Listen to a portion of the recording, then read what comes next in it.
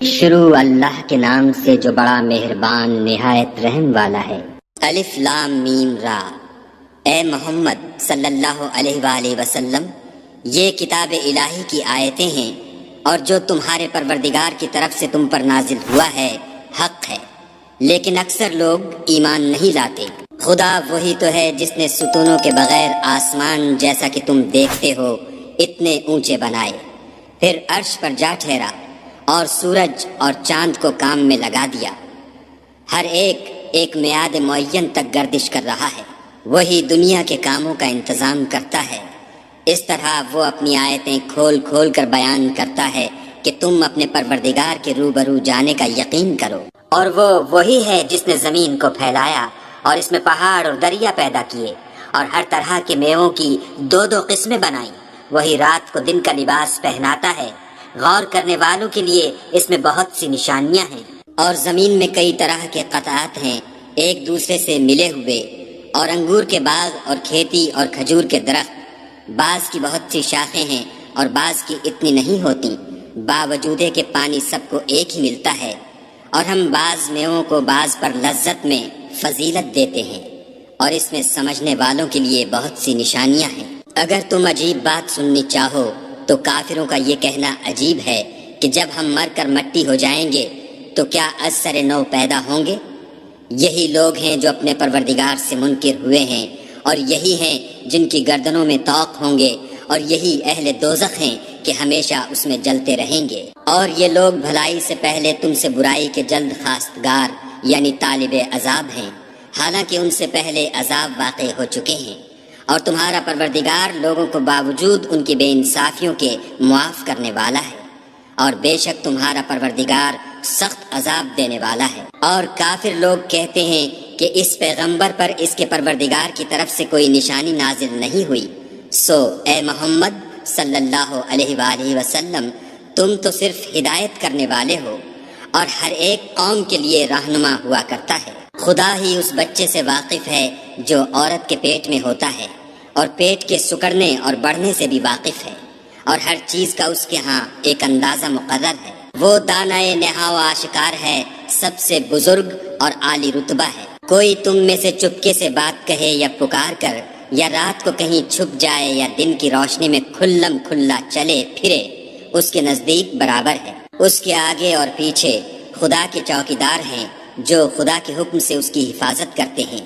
خدا اس نعمت کو جو کسی قوم کو حاصل ہے نہیں بدلتا جب تک کہ وہ اپنی حالت کو نہ بدلے، اور جب خدا کسی قوم کے ساتھ برائی کا ارادہ کرتا ہے تو پھر وہ پھر نہیں سکتی، اور خدا کے سوا ان کا کوئی مددگار نہیں ہوتا۔ اور وہی تو ہے جو تم کو ڈرانے اور امید دلانے کے لیے بجلی دکھاتا اور بھاری بھاری بادل پیدا کرتا ہے، اور رات اور فرشتے سب اس کے خوف سے اس کی تسبیح و تحمید کرتے رہتے ہیں۔ اور وہی بجلیاں بھیجتا ہے، پھر جس پر چاہتا ہے گرا بھی دیتا ہے، اور وہ خدا کے بارے میں جھگڑتے ہیں، اور وہ بڑی قوت والا ہے۔ سود مند پکارنا تو اسی کا ہے، اور جن کو یہ لوگ اس کے سوا پکارتے ہیں وہ ان کی پکار کو کسی طرح قبول نہیں کرتے، مگر اس شخص کی طرح جو اپنے دونوں ہاتھ پانی کی طرف پھیلا دے تاکہ دور ہی سے اس کے منہ تک آ پہنچے، حالانکہ وہ اس تک کبھی بھی نہیں آ سکتا۔ اور اسی طرح کافروں کی پکار بیکار ہے۔ اور جتنی مخلوقات آسمانوں اور زمین میں ہے، خوشی سے یا زبردستی سے خدا کے آگے سجدہ کرتی ہے، اور ان کے سائے بھی صبح و شام سجدے کرتے ہیں۔ ان سے پوچھو کہ آسمانوں اور زمین کا پروردگار کون ہے؟ تم ہی ان کی طرف سے کہہ دو کہ خدا۔ پھر ان سے کہو کہ تم نے خدا کو چھوڑ کر ایسے لوگوں کو کیوں کارساز بنایا ہے جو خود اپنے نفع و نقصان کا بھی اختیار نہیں رکھتے؟ یہ بھی پوچھو، کیا اندھا اور آنکھوں والا برابر ہے، یا اندھیرا اور اجالا برابر ہو سکتا ہے؟ بھلا ان لوگوں نے جن کو خدا کا شریک مقرر کیا ہے، کیا انہوں نے خدا کی سی مخلوقات پیدا کی ہے جس کے سبب ان کو مخلوقات مشتبہ ہو گئی ہے؟ کہہ دو کہ خدا ہی ہر چیز کا پیدا کرنے والا ہے، اور وہ یکتا اور زبردست ہے۔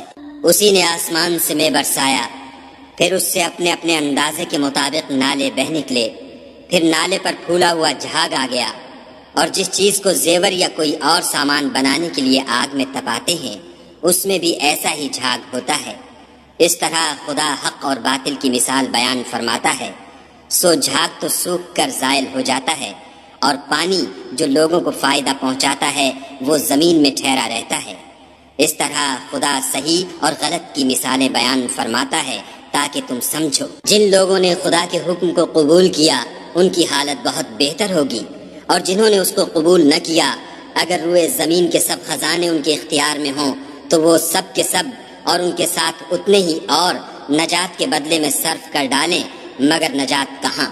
ایسے لوگوں کا حساب بھی برا ہوگا اور ان کا ٹھکانہ بھی دوزخ ہے، اور وہ بری جگہ ہے۔ بھلا جو شخص یہ جانتا ہے کہ جو کچھ تمہارے پروردگار کی طرف سے تم پر نازل ہوا ہے حق ہے، وہ اس شخص کی طرح ہے جو اندھا ہے، اور سمجھتے تو وہی ہیں جو عقل مند ہیں، جو خدا کے عہد کو پورا کرتے ہیں اور اقرار کو نہیں توڑتے، اور جن رشتہ ہائے قرابت کے جوڑے رکھنے کا خدا نے حکم دیا ان کو جوڑے رکھتے اور اپنے پروردگار سے ڈرتے رہتے اور برے حساب سے خوف رکھتے ہیں، اور جو پروردگار کی خوشنودی حاصل کرنے کے لیے مصائب پر صبر کرتے ہیں اور نماز پڑھتے ہیں، اور جو مال ہم نے ان کو دیا ہے اس میں سے پوشیدہ اور ظاہر خرچ کرتے ہیں، اور نیکی سے برائی کو دور کرتے ہیں، یہی لوگ ہیں جن کے لیے عاقبت کا گھر ہے، یعنی ہمیشہ رہنے کے باغات جن میں وہ داخل ہوں گے، اور ان کے باپ دادا اور بیویوں اور اولاد میں سے جو نیکوکار ہوں گے وہ بھی بہشت میں جائیں گے،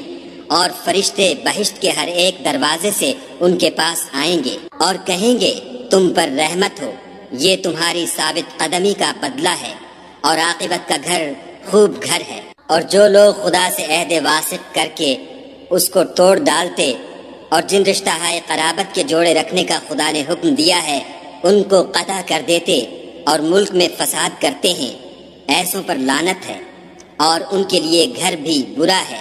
خدا جس کا چاہتا ہے رزق فراخ کر دیتا ہے اور جس کا چاہتا ہے تنگ کر دیتا ہے، اور کافر لوگ دنیا کی زندگی پر خوش ہو رہے ہیں، اور دنیا کی زندگی آخرت کے مقابلے میں بہت تھوڑا فائدہ ہے۔ اور کافر کہتے ہیں کہ اس پیغمبر پر اس کے پروردگار کی طرف سے کوئی نشانی کیوں نازل نہیں ہوئی؟ کہہ دو کہ خدا جسے چاہتا ہے گمراہ کرتا ہے، اور جو اس کی طرف رجوع ہوتا ہے اس کو اپنی طرف کا رستہ دکھاتا ہے۔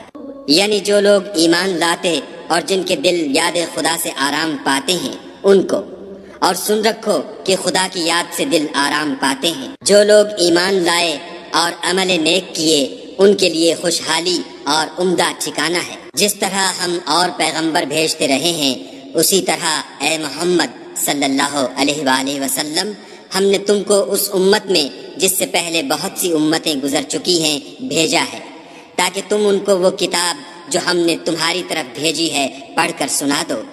اور یہ لوگ رحمان کو نہیں مانتے، کہہ دو وہی تو میرا پروردگار ہے، اس کے سوا کوئی معبود نہیں، میں اسی پر بھروسہ رکھتا ہوں اور اسی کی طرف رجوع کرتا ہوں۔ اور اگر کوئی قرآن ایسا ہوتا کہ اس کی تاثیر سے پہاڑ چل پڑتے یا زمین پھٹ جاتی یا مردوں سے کلام کر سکتے تو یہی قرآن ان اوصاف سے متصف ہوتا، مگر بات یہ ہے کہ سب باتیں خدا کے اختیار میں ہیں۔ تو کیا مومنوں کو اس سے اطمینان نہیں ہوا کہ اگر خدا چاہتا تو سب لوگوں کو ہدایت کے رستے پر چلا دیتا، اور کافروں پر ہمیشہ ان کے اعمال کے بدلے بلا آتی رہے گی یا ان کے مکانات کے قریب نازل ہوتی رہے گی، یہاں تک کہ خدا کا وعدہ آ پہنچے۔ بے شک خدا وعدہ خلاف نہیں کرتا، اور تم سے پہلے بھی رسولوں کے ساتھ تمسخر ہوتے رہے ہیں، تو ہم نے کافروں کو مہلت دی پھر پکڑ لیا، سو دیکھ لو کہ ہمارا عذاب کیسا تھا۔ تو کیا جو خدا ہر متنفس کے اعمال کا نگراں و نگہبان ہے وہ بتوں کی طرح بے علم و بے خبر ہو سکتا ہے؟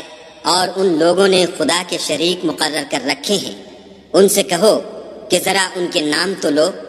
کیا تم اسے ایسی چیزیں بتاتے ہو جس کو وہ زمین میں کہیں بھی معلوم نہیں کرتا، یا محض ظاہری باطل اور جھوٹی بات کی تقلید کرتے ہو؟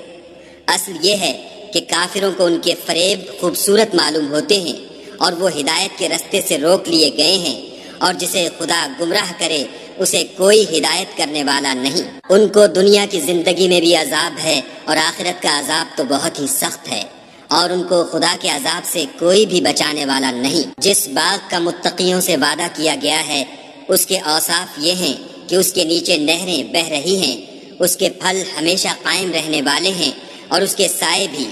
یہ ان لوگوں کا انجام ہے جو متقی ہیں، اور